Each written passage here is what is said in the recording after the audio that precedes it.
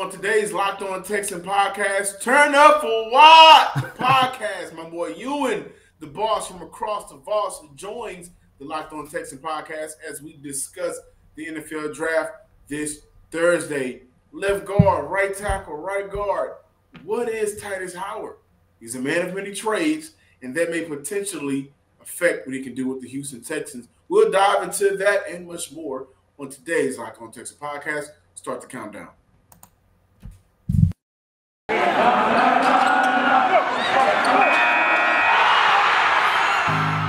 You are Locked On Texans, your daily Houston Texans podcast, part of the Locked On Podcast Network, your team every day.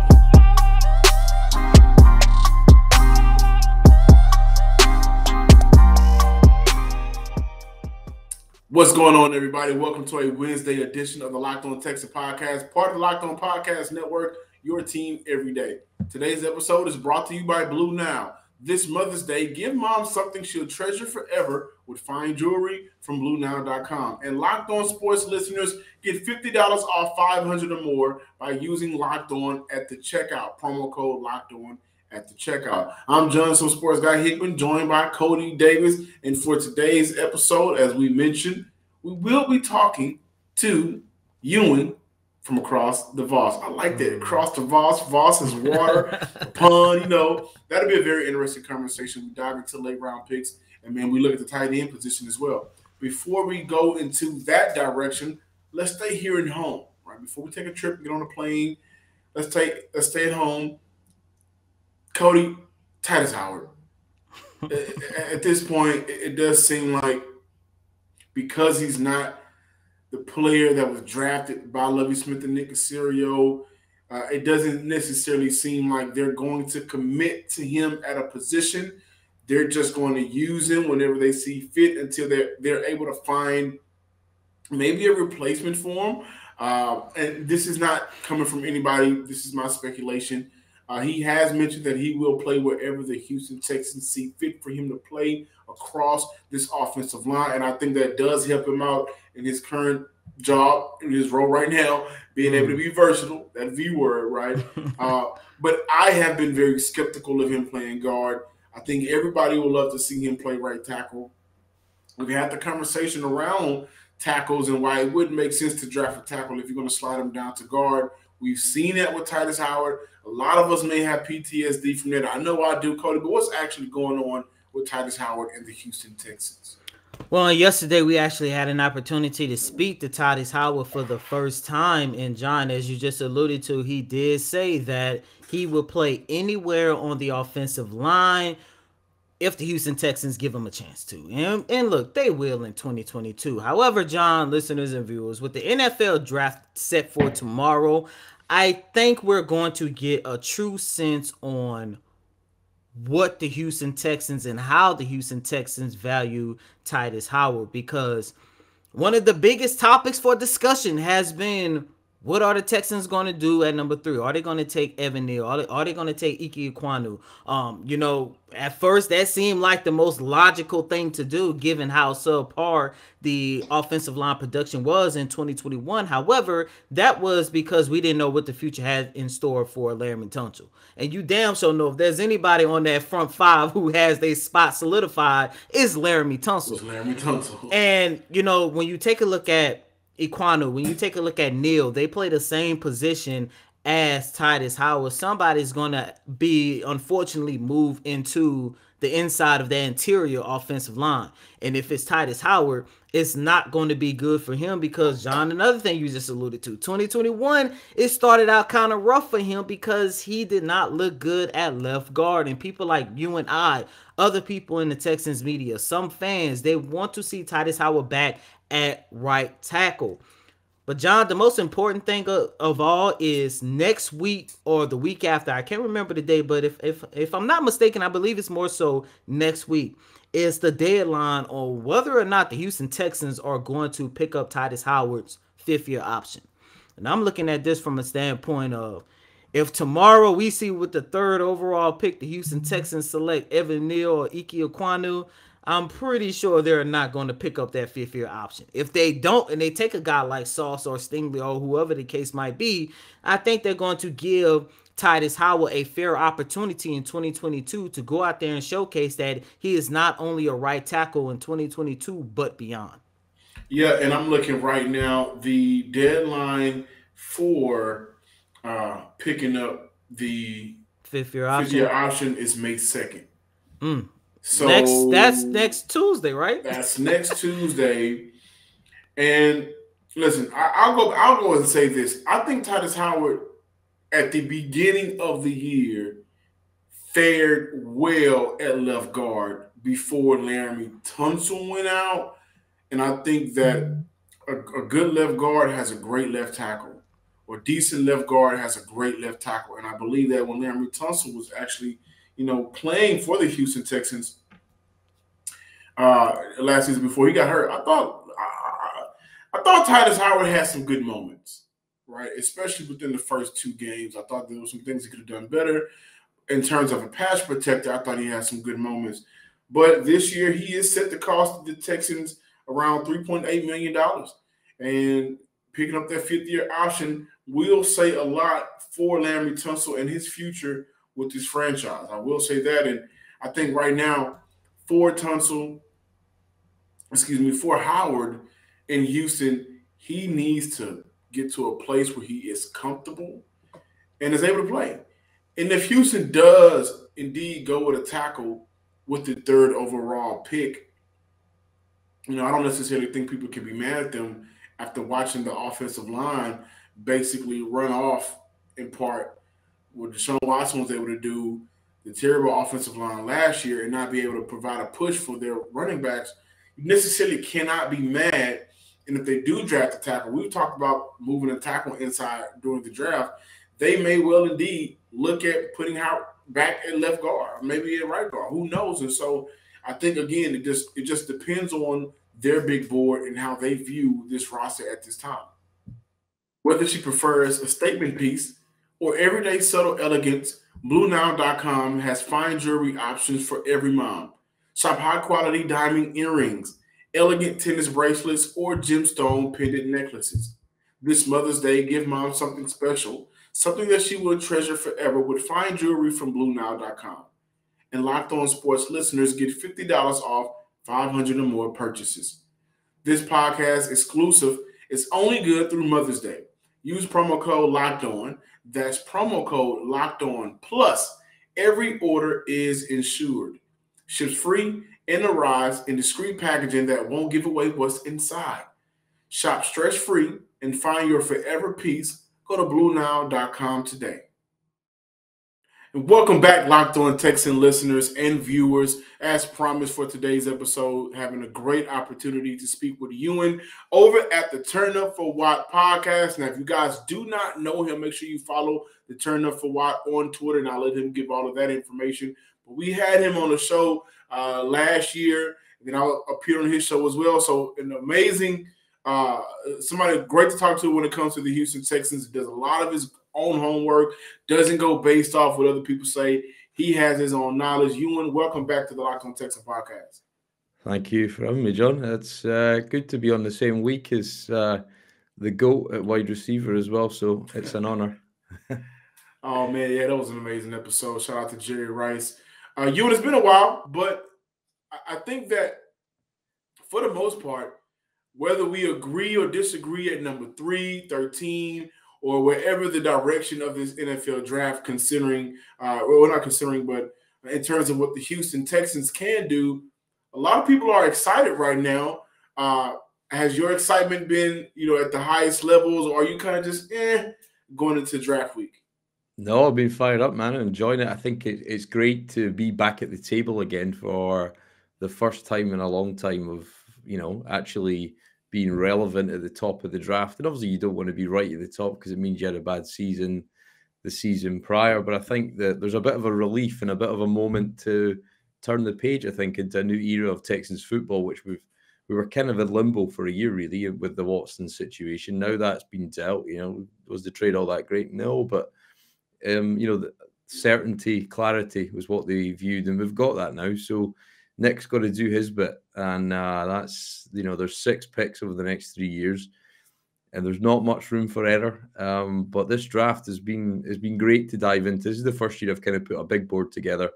I've done a horizontal one by position, but I really enjoyed it, and I really enjoyed watching college football. Like, it wasn't too long ago, you and I were in a bar in Houston watching the Alabama game that went to however many overtimes, and the college football is probably a little bit underappreciated at times when you kind of focus on the pro stuff. But yeah, there's a lot of good guys out there this year. It's not the best class by any stretch of the imagination, but there's certainly value to be had, and it's all on Nick now. So it's his time to shine. Everybody's been very complimentary of him, and he's not done a huge amount to this point, but what he has done well is last year's draft. So he's got to echo that again this year and eclipse that in as many ways and as many positions as possible.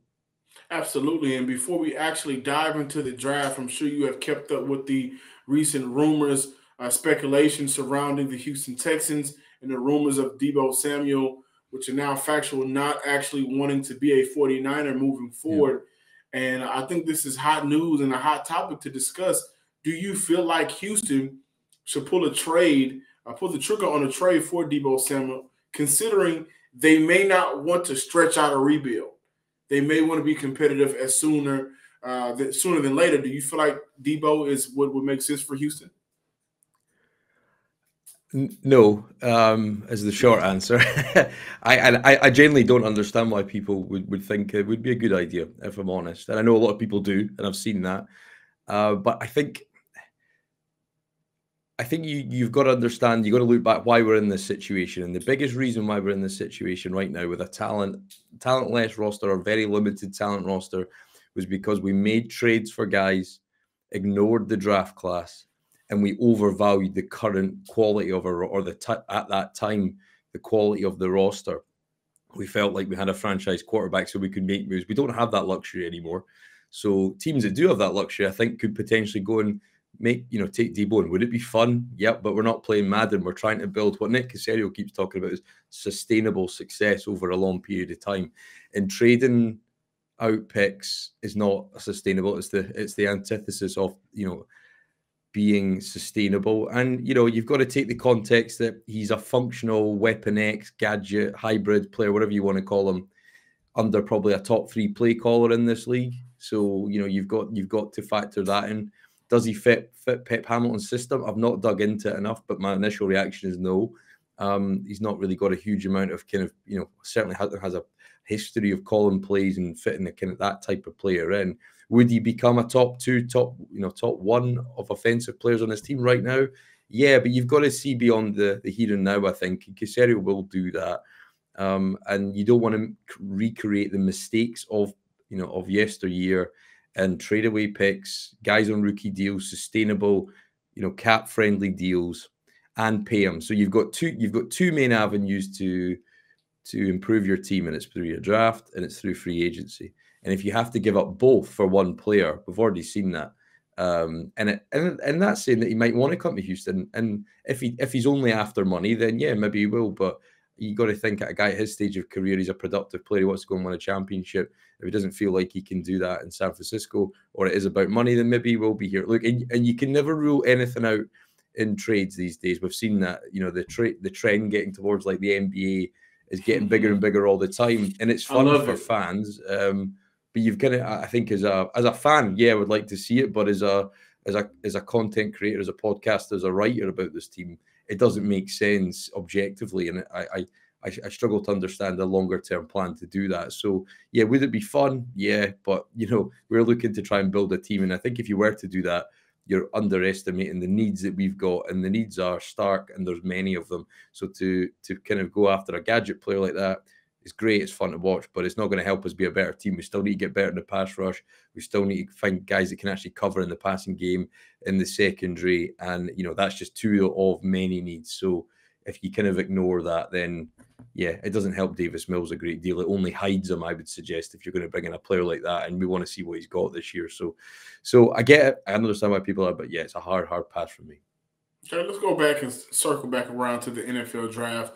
Next Thursday it kicks off, and we are hyped about the 3 and 13th overall pick.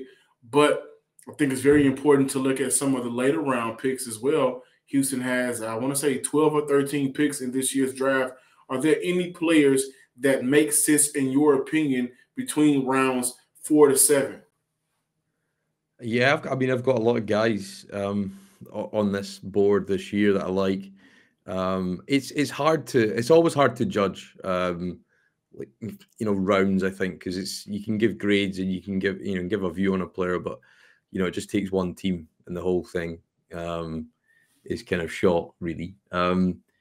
Tackle, I've not really got a huge amount of guys that I like just on the offensive side of the ball. Luke Fortner, center from Kentucky, watched him a number of games, solid, really kind of strong anchor at the point of attack, digs in at the line of scrimmage. Not the most complete player, not the most flashy player, but center is a position of need. Obviously brought back Justin Britt, but yeah, I'm not really, I don't think anybody's really necessarily sold on his level of play. And wide receiver, I think, this year it's like going for gelato. I'd say, there's pick your flavor. It just depends what kind of guys you want. Velus Jones from Tennessee, dynamic returner, speedy on the outside, is a guy that I like big time. And I think, somebody's going to pick up a Justin Ross from Clemson or a George Pickens at wide receiver from Georgia. Both had injury histories, but at their prime and their best tape in college, we're up there with the Olaves, the Londons, and the Williams, etc. There's a number of options at slot. I think Sky with 2 Ys, Sky Moore could be an excellent position to pick up at slot. I don't know if how much Pep will utilize that position, but Khalil Shakir from Boise State, he's got inside-outside versatility, and you don't need to watch much of his tape to do that. And I think on the defensive side of the ball, which I'm a defensive guy by nature, I've got a couple of guys that I really like. Matthew Butler from Tennessee as well, one of probably up there in the top 4 or 5 guys of first step quickness at the line, and he may be suited to a 3-man front predominantly, but he's certainly a guy. Josh Pascal's a guy I'm really high on. I think he's going to make a team really happy at some point. He's in elite company in terms of his physical traits. And I think, watching some of the similar, you can tell some of the SEC that I've watched, but Pascal's got a great kind of ceiling, I think. And he's, you can see huge progress from his year prior to his last year at Kentucky, and just inside, outside versatility. We'd give a lot as a situational pass rusher, but also an end on base looks, and love his 4-man front. So yeah, there's a lot to like. Safety's a deep position. Brian Cook from Cincinnati is a guy I like, comes downhill, brings it every time. And he's a real kind of box safety presence. They could give you an identity on the back end. And I think he's a guy that, teams could really look to. And Martin Emerson from Mississippi State, perfect for the zone scheme.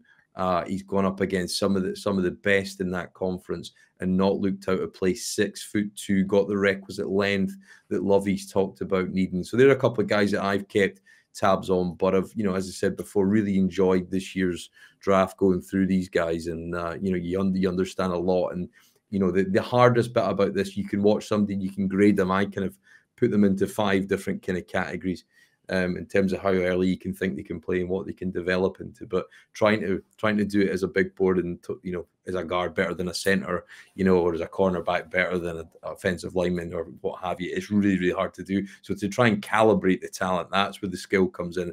That's what the front office guys get paid for, and it's definitely not easy. But yeah, we're counting on them this off season to try and turn this roster around a little. Cody, we were having a very interesting conversation in our Locked On group chat about all of the different flavors that Built Bar provides. We were going back and forth to see which is our favorite. Now, if you do not know about Built Bar and the flavors that they offer, you got mint brownie, coconut almond. You got the white chocolate cookies and cream. All of their flavors are delicious. New flavors are coming out all of the time. And here's the best part. Most Built Bar contains 130 calories, 4 grams of sugar, 4 net carbs, and 17 grams of protein. Compare that to a candy bar, which usually carries around 240 calories, 30 grams of sugar, and a dozen of net carbs. Flavors, best tasting, and good for you. I don't think you can beat that. Go to Built.com, use promo code LOCK15 and get 15% off your order. Use promo code LOCK15 at build.com.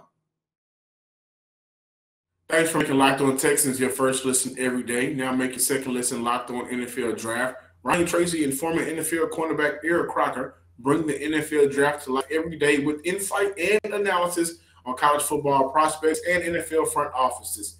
It's free and available wherever you get your podcasts. One position that I think has been overlooked has been the tight end position. Trey McBride is coming down, Charlie Collar. A lot of great, I think, tight ends that teams could really get later in the draft between the rounds that we just talked about, between 4 to 7. Has there been a tight end that you may have looked at and scouted and understanding that Houston does need more of a physical tight end to help with the offensive line and be more nasty in the trenches? Has there really been a tight end that stood out to you that makes sense for Houston to draft later in the draft?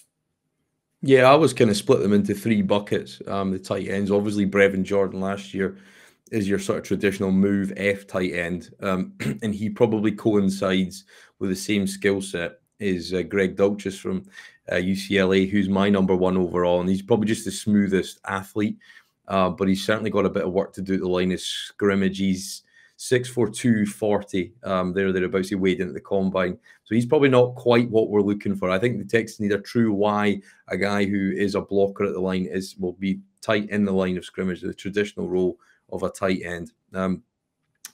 And Trey McBride's a guy that definitely fits that mold. And probably if you'd asked me before today, John, I probably didn't have watched enough of him and enjoyed some of his tape. Actually, an underrated blocker at the line of scrimmage, but I think he's probably one, if not the consensus #2 in this class. So yeah, rounds 4 to 7, I don't think he'll necessarily be there. I'm probably higher on Cade Otton from Washington, I think, more than anybody.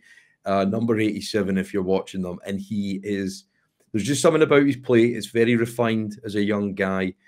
He's a good blocker, but he also gets out into the passing lanes and probably got the best technique, and he's probably the best route runner of the true wide tight ends who can back it up in a bit of kind of blocking. Now, that is, is there technique to be refined?